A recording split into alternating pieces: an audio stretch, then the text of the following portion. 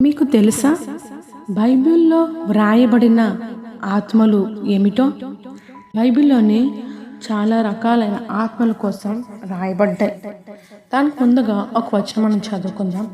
ఎఫెసీలకు రాసిన పత్రిక 6వ అధ్యాయము 12వ వచనం.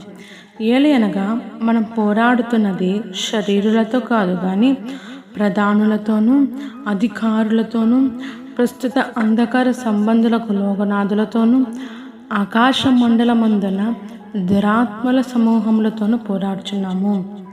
క్రైస్తవులను మనము ప్రతిరోజు కూడా మనకి పోరాటం ఉంది, యుద్ధం జరుగుతూనే ఉంది. కానీ దేనితో తెలుసా?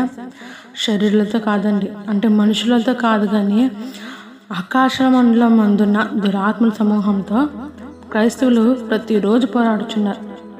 అవి ఏమంటో తెలుసండి? అవి ఏంటి మనం ఒకసారి ధ్యానిద్దాము. బైబిల్లో వ్రాయబడ్డాయి. మొదటిగా దురాత్మ. 1 సమూయేలు గ్రంథము 16వ అధ్యాయము 14వ వచనంలో రాయబడింది. రెండవదిగా అబద్ధమాడు ఆత్మ. 1 రాజుల గ్రంథము 22వ అధ్యాయము 20. మూడవదిగా మూర్ఖత కలిగిన ఆత్మ. యెషయా గ్రంథము 19వ అధ్యాయము 14వ వచనం.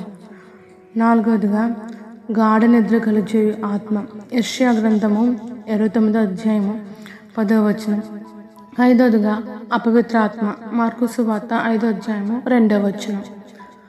ఆరవదిగా బలహీనపరచు ఆత్మ. లోక సువార్త 13వ అధ్యాయము 11వ వచనం. ఏడవదిగా దాస్యపు ఆత్మ. రోమాపత్రిక 5వ అధ్యాయము 15వ వచనం. ఎనిమిదవదిగా మోసపరచు ఆత్మ. అపోస్తలుడైన పౌలు తిమోతికి రాసిన మొదటి పత్రిక 4వ అధ్యాయము 2వ వచనం. తొమ్మిదవదిగా పెరిగితనం గల ఆత్మ. అపోస్తలుడైన పౌలు తిమోతికి రాసిన 2వ పత్రిక 1వ అధ్యాయము 7వ వచనం. 10వదిగా భ్రమపరచు ఆత్మ. 1 యోహాను రాసిన పత్రిక 4వ అధ్యాయము 6వ వచనం. బైబిల్లో ఆత్మల కోసం ఈ విధంగా చెప్పబడి ఉన్నాయి. అయితే మనలో ఏ ఆత్మ ఉన్నదో ఒకసారి పరిశీలించుకోండి.